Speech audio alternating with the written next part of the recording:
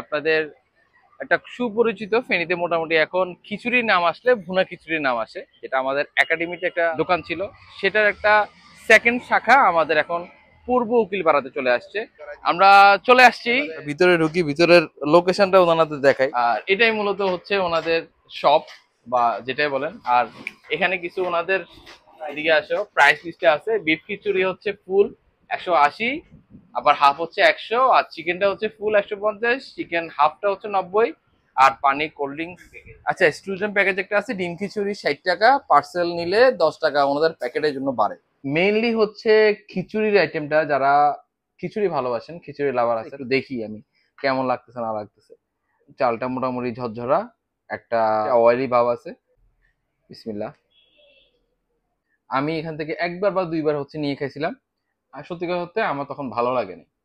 না হলে লবণ বেশি হয়েছে, না হলে হচ্ছে যে হলুদ বেশি হয়ে গেছে। বাট আজকের পারফেকশনটা আমার কাছে ভালো লাগতেছে। আর চিকেনটা কিছুটা এরকম, এবং সাইজটাও এরকম পাবেন, অনেক সফট হয়েছে দেখা যাচ্ছে।